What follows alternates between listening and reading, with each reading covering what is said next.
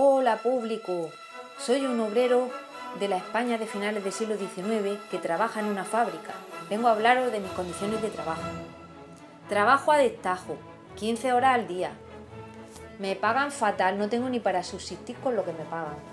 Y es que el liberalismo económico ha venido para fastidiarnos la vida. No nos queda más remedio que unirnos, formar sindicatos y luchar por mejorar nuestras condiciones de trabajo.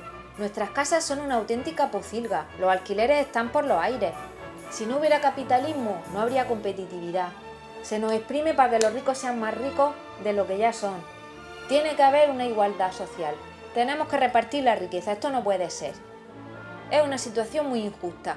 ¿Qué está cobrando Smatches? Pues me paga unos 900. Diarios.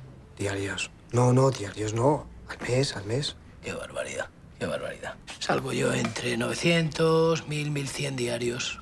Y en el campo la vida no es mejor.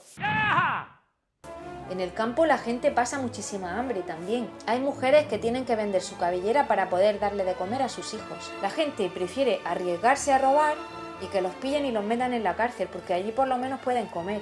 En este vídeo voy a hablar sobre mis condiciones de trabajo y en el siguiente sobre el movimiento obrero. Hoy vamos a ver cuáles son las consecuencias de la revolución industrial. Estas son, la primera de ellas, aparece la clase media y el proletariado. Se produce un enfrentamiento entre la burguesía y el proletariado. Este es el origen del movimiento obrero. Se produce una transformación del espacio, crecen las ciudades, aparecen las fábricas, surgen los ensanches y suburbios. Además se produce un crecimiento demográfico espectacular y grandes movimientos migratorios. Se desarrolla el capitalismo, aquella corriente de pensamiento económico cuyo teórico fue Adam Smith.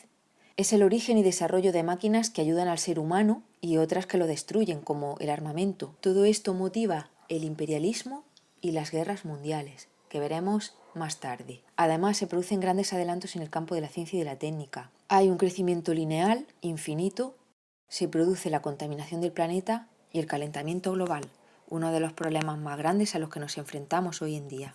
Vamos a ver en este vídeo algunas de las consecuencias, las sociales, el aumento demográfico, un poco vamos a mencionar las migraciones y vamos a hablar sobre todo del movimiento obrero. En estos dos vídeos vamos a tratar las consecuencias sociales de la revolución industrial, centrándonos sobre todo en el movimiento obrero. El aumento de la población fue causa y a la vez consecuencia de la revolución industrial. Significó el aumento de mano de obra, es decir, de número de trabajadores, y también significó un aumento de la demanda de bienes de consumo. Este aumento se debió a que la natalidad se mantuvo muy alta y la mortalidad se redujo. Asimismo, aumentó la esperanza de vida. La disminución de la mortalidad se debió a los adelantos en medicina, como por ejemplo el hallazgo de vías de contagio de algunas enfermedades y el descubrimiento de vacunas, cuyo pionero fue Edward Jenner, que descubrió la vacuna contra la viruela. También la disminución de la mortalidad se debió a que comenzó a haber una mayor higiene, un mayor acceso de la población al uso del jabón, el uso de algodón para las prendas de vestir en lugar de la lana. El algodón es más lavable que la lana y por eso iban más limpios. Además, gracias a la revolución agrícola, la población estaba mejor alimentada. La sociedad dejó de estar dividida en estamentos como en el antiguo régimen. Pasó a ser una sociedad de clases, dividida en clase alta, clase media y clase baja. Pasó de ser mayoritariamente agraria a ser una sociedad industrial. La gente migró del campo, donde trabajaba como campesino, a la ciudad, donde trabajaba en las zonas industriales como proletariado. El proletariado, los obreros de las fábricas, aparece como nueva clase social. El crecimiento de las ciudades dio lugar a una progresiva urbanización. Este proceso no ha cesado hasta nuestros días. Todavía la gente tiende a irse a vivir a las ciudades y éstas a ensancharse cada vez más. El proletariado vivía en los suburbios obreros. Los suburbios obreros apenas tenían planificación urbanística y estaban formados por un grupo de viviendas insalubres. Las familias obreras vivían hacinadas en cuartos pequeños, sin luz y sin ventilación, y en muy malas condiciones higiénicas. Las viviendas de los obreros se situaban cerca de las fábricas para que estos no perdiesen tiempo en trasladarse al trabajo. La contaminación de las chimeneas de las fábricas teñía el cielo de gris. En la clase obrera la mortalidad era mayor y la esperanza de vida menor con respecto a la clase burguesa.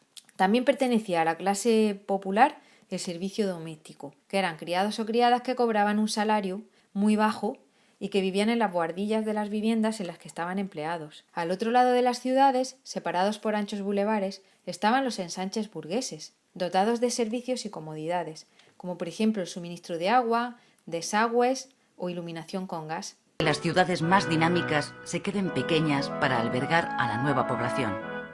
Necesitan ensancharse, derribar las viejas murallas medievales que no les deja crecer y dar paso a la nueva ciudad. El proyecto para el ensanche de Barcelona del ingeniero Ildefonso Cerdá, pionero del urbanismo moderno, plasma el modelo ideal de la nueva ciudad: racional, ordenada, higiénica y sobre todo al servicio de los ciudadanos y de su libertad individual. Pero en el momento de llevarlo a la práctica, el proyecto es parcialmente mutilado por los promotores. Todas las ciudades en desarrollo, San Sebastián, Valencia, Almería, Bilbao, Madrid, acometen su ensanche. Las viviendas eran amplias y estaban bien ventiladas y las calles permitían un tráfico fluido de carruajes. La burguesía estaba dividida en alta burguesía, formada por empresarios, banqueros y grandes propietarios agrícolas; la mediana burguesía, formada por abogados, médicos, profesores, funcionarios y comerciantes; la baja burguesía, formada por empleados, tenderos y artesanos, cuyas condiciones de vida apenas se diferenciaba de las del proletariado. La nueva burguesía impuso sus valores sociales, consistentes en exaltación de la propiedad privada, la virtud del trabajo y el ahorro, y el triunfo individual. En su filosofía estaba la idea del que al que no le va bien es porque no se esfuerza. Vivían en casas lujosas, amplias, bien ventiladas. Las calles eran anchas, permitiendo un tráfico fluido. Tenía numerosos servicios, parques, jardines, así como lugares de ocio como óperas, teatros, balnearios. Las mujeres estaban subordinadas a los varones, primero a sus padres y una vez que se casaban, a sus maridos. La burguesía pasa a ser la nueva élite social, aunque la aristocracia siguió ocupando puestos de poder, hasta bien entrado el siglo XX. Bueno, ya con esto nos despedimos. Hasta el siguiente vídeo. ¡Chao!